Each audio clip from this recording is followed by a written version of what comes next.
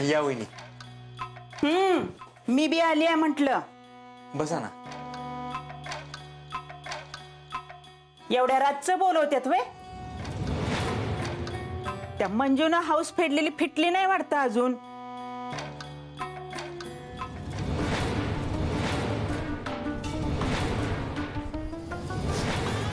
तुम्ही काय बोलत होता काजी? मी कुठं काय बोलली? काय बोलली का ग रवीने? अहो आत्या तुम्ही बघा नाही म्हणती. हे पहा, मी मागच्याच वेळी पैसे देणार होतो, पण मंजूमुळे वंदू आत्याला पैसे द्यावे लागले. मला कळतंय ही दिवाळी तुम्हाला बिना दागिन्यांची साजरी करावी लागली असेल. बजा मला भावासारखा आहे आणि तुमच्या घरात जर का सतत दागिन्यांवरतून वाद होत असेल तर मला कसं बरं चांगलं वाटेल. मला सगळं कळतंय, तुमची परिस्थिती कळतीये, तुमचे सतत होणारे वाद कळतायत. मला खरंच खूप त्रास होतोय त्याचा. म्हणून मी ठरवलं माझ्या खिशातून तुम्हाला पैसे द्यायचे. दे बाबा दे लवकर. मी सगळे पैसे तर नाही देऊ शकत तुम्हाला, पण या पैशातून तुम्ही तुमच्या दोघींचा एक तरी दागिना नक्की सोडू शकाल. लय उपकार झालं बघा डॉक्टर. खरंच तुम्ही देव माणूस आहे. अहो मी कुठला देव माणूस? जर का मी खरंच देव माणूस असतो तर काल मंजुळाने माझ्यावरती नको नको ते आरोप नसते केले. अहो तिचं कुठं ऐकताय? अख्ख्या गावाला बोलवलंय तिनं. जेव्हा बघावं तेव्हा 4 माणसं मागं असते ती तिच्या. आणि तुमच्याच बाबतीत लय सुतळाक झाली आहे ती.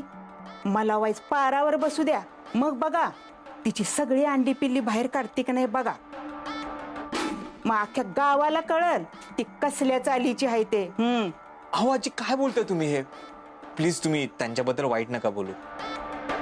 हा, त्या माझ्याशी वाईट वागल्या, माझ्याबद्दल वाईट बोलल्या, पण मला खरंच वाईट वाटतं कोणीतरी कोणाबद्दल असं वाईट बोललं की. बरं बाबा नाही बोलत.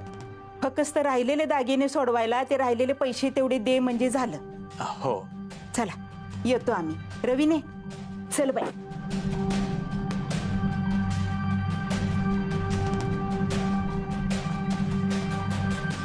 डॉक्टर तुम्ही त्यांना पैसे दिलं यावर मला विश्वासच बसना झालाय. पण आता का पैसे दिलं त्यांना?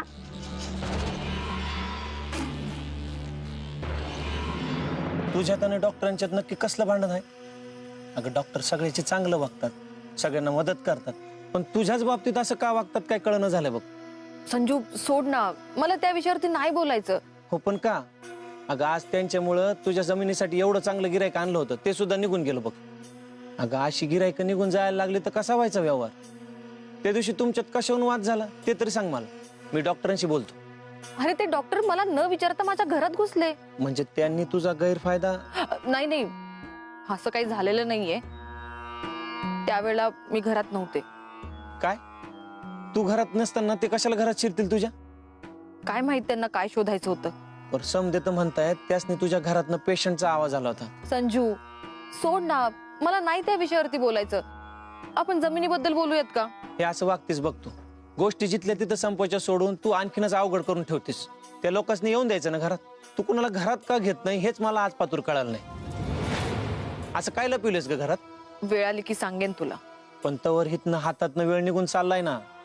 डॉक्टर देव माणूस आहेत आणि तू त्या दिवशी घरात कोणाला घेतलं नाहीस ना, त्याच्यामुळे समजे तुझ्याबद्दलच वाईट साईड बोलायला लागल्यात. संजू अरे कधी कधी माणूस खरा असतो, पण त्याच्या आजूबाजूच्या परिस्थितीमुळे त्याला त्याचं खरं पण सिद्ध करता येत नाही. त्यामुळे ही वाईट लोक त्याचा गैरफायदा घेतात. डॉक्टरनीही तेच केले असं समज. पण हे तू लोकांना कसं समजवणार आहे? लोक तुलाच दोषी ठरवतात. ठरू देत. त्या लोकांना डॉक्टरचा खरा चेहरा अजून माहित नाही. ज्या दिवशी या डॉक्टरचा खरा चेहरा त्यांना कळेल ना, तर तीच लोक त्यांच्या विरोधात बोलतील. आणि हे सगळं तू तुझ्या डोळ्यांनी बघशील. लवकरच त्या डॉक्टरचा खरा चेहरा या गावकऱ्यांसमोर मी उघडा पाडेन. त्याशिवाय मी हे गाव सोडणार नाही.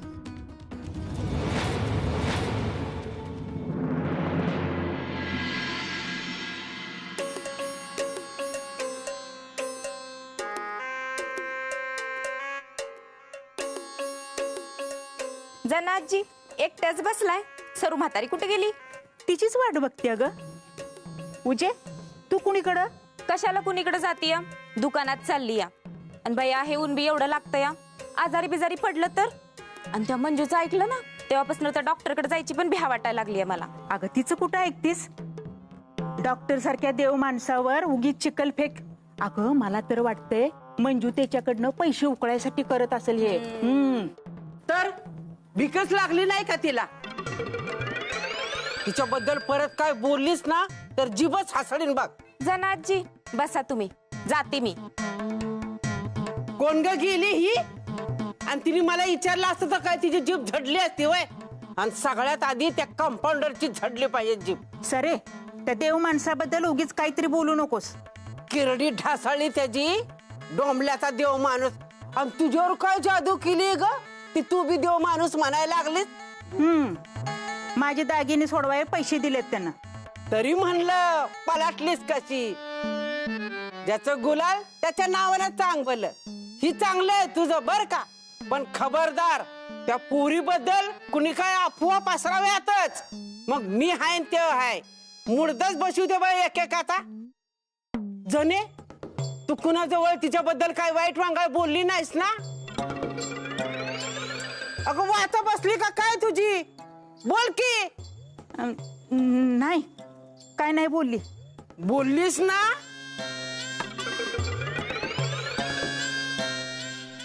पडघम वरती टिपरी पडली, तडम तडम तडम, कौलांवरती थेंब टपोरे. चल घरी. अहो काय झालं? सोडा त्यांना. नाही ह्याचे ट्युशन आजपासून बंद. ट्युशन बंद? आपण झालं काय? आम्हाला नाही शिकवायचे तुमच्यासारख्या वाईट चालीच्या बायकडून आमच्या पोरास नाही. उद्या तुमच्यासारखीच वागायला लागतील. आम्ही काय करायचं त्यावेळेला? अहो, काय बोलताय तुम्ही हे? काय चुकीचं बोलतात? आम्हाला काय तुझ्याबद्दल माहित नाही असं समजू नका. घरात सुद्धा तुम्ही येऊन देत नाही कुणाला. तुमचे काय आणखी धंदे चालले आम्हाला माहित नाही काय? अहो काय बोलताय तुम्ही हे? आणि कुणाबद्दल बोलताय? अहो टीचर आहेत त्या, जरा तरी मान सन्मान ठेवा. अहो डॉक्टर, तुमचं नाव खराब व्हावं म्हणून एवढा तमाशा केला हिनं. खोटा आळ घेतला हिनं तुमच्यावर, आणि तुम्ही तिचीच बाजू घेताय. अहो त्या माझ्याशी चुकीचं वागल्या म्हणून तुम्ही त्यांच्याशी चुकीचं वागणार, हे मला नाही आवडत. बघा कसलं देव माणूस आहे डॉक्टर. काय बी झालं तरी बोललं नाही तुम्हाला, नाहीतर तुम्ही. डॉक्टर तुम्ही काही म्हणा, पण आम्हाला आमच्या पोरा वाईट वांगा संस्कार नाही करायचे. त्यामुळे आमची पोरं आम्ही इथं नाही शिकवणार. हे पोरा चल रे. चल ग, घे दप्तर. अहो ऐकून घ्या दादा, मी यांच्या वतीनं तुमची माफी मागतो. त्यांनी खरं तर तुम्हाला असं नव्हतं बोलायला पाहिजे. शुभंकर खाली बस, आपण कविता पूर्ण करूयात. पडघम वरती टिपरी पडली, तडम तडम तडम, कौलांवर थेंब टपोरे, तडम तडम तडम. हे घ्या. नाम्या, ही घे चिठ्ठी आणि सामान दे. काय ग, कसलं सामान घ्यायला आलेस? नवऱ्याला कुणी भुलवू नये म्हणून पूजा घालतीय. ही जी काय गावात चाललंय ना, ती बघून मला तर बाई भ्याच वाटतंय. का ग, काय झालं? बघितलं नाहीस का ती मंजू कशी नटापटा करती, एकटीच राहती आणि भारीतल्या साड्या घालती. कुठनं येत असेल ग तिच्याकडे एवढा पैसा? अगो मला बी ह्योच प्रश्न पडलाय. मला तर वाटतंय माणसासनी भुलवत असणार बघ ती. डॉक्टरांनी पण बदनाम करून पैसे उकळायचा डाव होता तिचा, पण तो फसला. हो वहिनी, तुम्हाला काय माहित नाही ना तर काय बी बोल नका. मंजू तशी नाही. तर तशी नसती तर तिने डॉक्टरांवर असा आरोप केला असता का? आणि त्यात घरात बी कुणाला येऊन देत नाही. निघायचं इथनं. सामान द्या इकडं. आमचं सामान? सामान मी मन काय नाही. मंजू बद्दल वाईट बोलणार असेल ना तर सामान देत नसतो ना आम्ही. अय नको देऊ सामान. गावात का तुझ्या एकट्याच दुकान आहे वे? आणि असं बी आम्ही त्या मंजू बद्दल बोलतोय. तुला रे का मिरच्या झोंबल्या का? तुझ्यावर पण केली तिने जादू. फिरत होतास की सायकल वर तिच्या बरोबर? फिरवला असेल तिथंच लिंबू. वय लिंबू फिरवलाय. तुम्हाला काय करायचंय? तुम्ही निघायचंय. ही घे पिशवी. दे चल ग. गावात काय दुसरी दुकानं नाहीत वे? हो असतील दुकानं, पण मॉल फक्त नाम्याचा आहे. हे नाम्या, अरे तेवढंच हाल होतील तुझं. असं गिऱ्हाईकाला जर पाठवलंच का नाही, कसं दुकान चालेल रे तुझं? हा, हे बघ नाम्या, त्या मंजूच्या नको लागून आधी अरे भिकायला लागशील, भिकायला. आणि तू डॉक्टरच्या नादाला लागून भिकायला लागलास ते? ए नाम्या, डॉक्टरांबद्दल वाईट वांगाळ काय बोलायचं नाही आधीच सांगून ठेवतोय, नाहीतर का नाही तुझं हे सगळं दुकानच फोडून टाकीन एका बुकीतच. डॉक्टरांनी कधी लावलं रे मला भिकायला? हा, अरे उलट जी पैसे मी विजय भाऊंना सोडवायला दिलं का नाही, ते विजय भाऊंनी नाही दिलं. असं म्हणल्यावर डॉक्टरांनी सावताच्या खिशातनं मला पैसे दिले दागिना सोडवायला. आता बोल. 6300 रुपये. ठीक आहे, तुझी उधारी आहे आणि ती मला आत्ताच्या आत्ता पाहिजे. मंजू बरोबर राहू नको असं म्हणलास ना तू. आता तर मला व्याजात सकट पाहिजे. 7000 रुपये दे आत्ताच्या आत्ता. आत्ताच्या आत्ता? हॅलो, काय म्हणली बायको? हा, घरी होय. हे काय आलो 0 मिनिटात. नाम्या, बायकोचा फोन घरी जावं लागते जरा. येऊ का? हॅलो. ए बजा बजा थांब, बजा मला उधारी पाहिजे. अरे रिंग नाही वाजली, व्हायब्रेट नाही झाला, लाईट नाही पेटली, असा कसा फोन आला? एक राणी असते, ती सुखाने नांदत असते. तिचा राजा तिच्यासाठी जगातली सगळी सुख आणून देत असतो. राजा आणि राणीचा संसार सुखाने चाललेला असतो. पण एक दिवस त्यांच्या राज्यावरती शत्रूचा हल्ला होतो. त्या हल्ल्यात राजा जखमी होतो आणि आता राजाचं राज्य राणीवर येतं.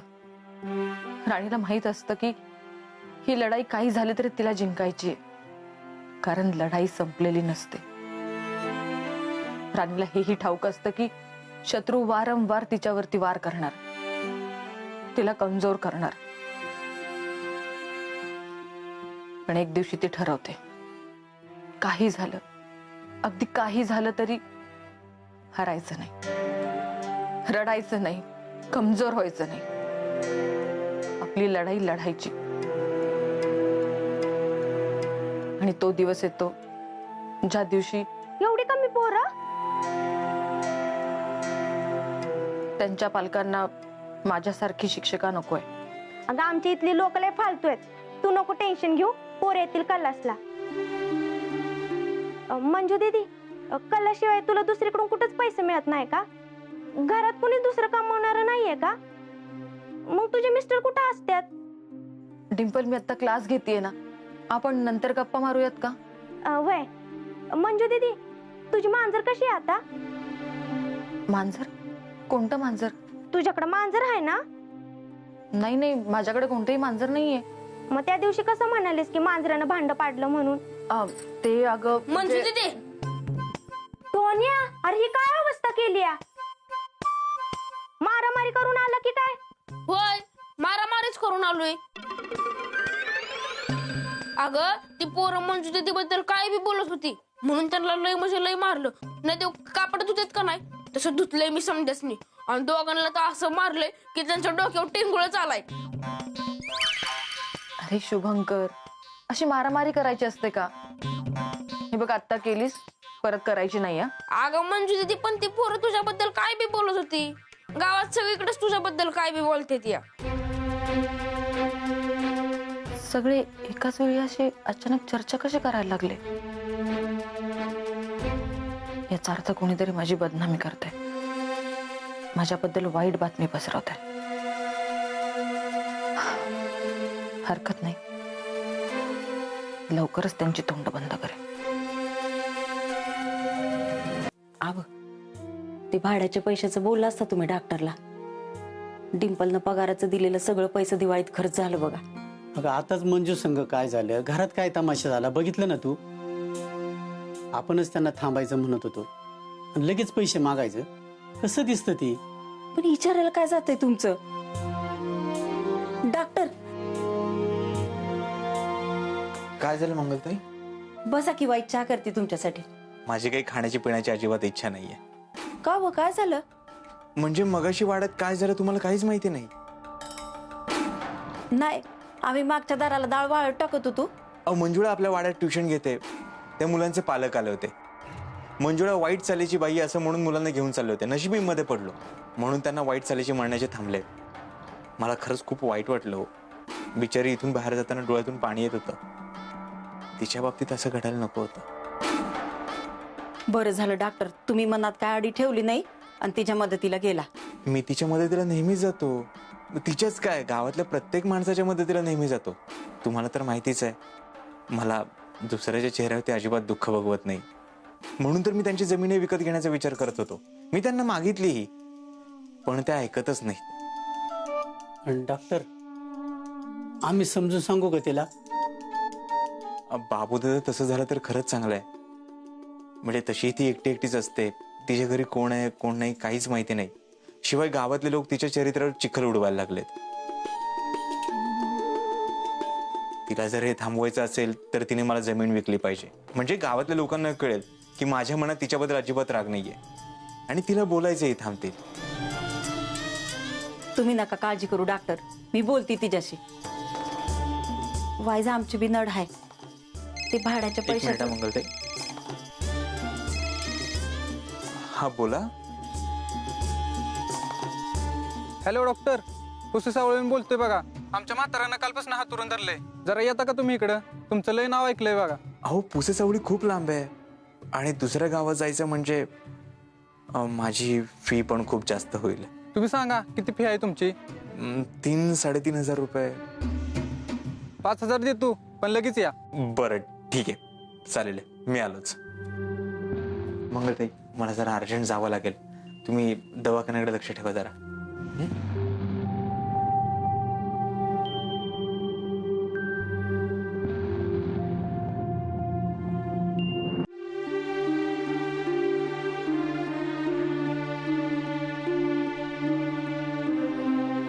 आम्हाला नाही शिकवायची तुमच्यासारख्या वाईट चालीच्या बायकडून आमच्या पोरास नाही. उद्या तुमच्यासारखीच वागायला लागतील. आम्ही काय करायचं त्यावेळेला?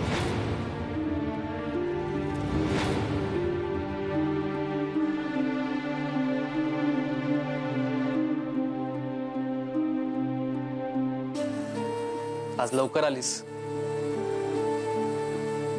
मंजू. मंजू, मंजू, काय झालंय?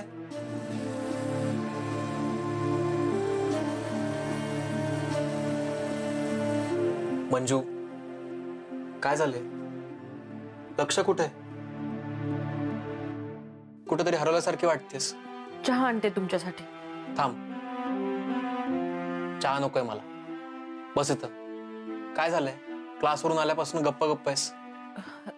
रात्री जेवायला काय बनवू? मंजू, माझ्यापासून काही लपवू नकोस. मला काही करता येत नाही, मला जागेवरून हलता येत नाही म्हणून लपवतेस माझ्यापासून. मला बिनकमी समजतेस का? अहो, असं काही नाहीये. क्लासमध्ये मुलांची संख्या वाढत नाहीये आणि आता होती त्यापेक्षाही कमी झालीये. त्यामुळे जरासं टेन्शन आलंय. अगं, मग जमिनीचं बघ ना लवकर. विकून टाकती. कंटाळा आला इथं या अशा 4 भिंतीत लपून राहायचा. या बेडच्या पुढं काही आयुष्यच नाहीये मला. घुसमट होतीये नुसती. कुदमरतोय जीव माझा. तू एक काम कर, मला आज बाहेर घेऊन चल मंजू. बाहेर घेऊन चल? तुम्हाला कोणी पाहिलं तर? नाही म्हणजे लोकांच्या नजरा सहन होतील का तुम्हाला? मारून टाक मंजू, मारून टाक एकदाच. सुटका कर यातून, म्हणजे हा बेड तरी सुटल. कंटाळा आलाय आयुष्याचा.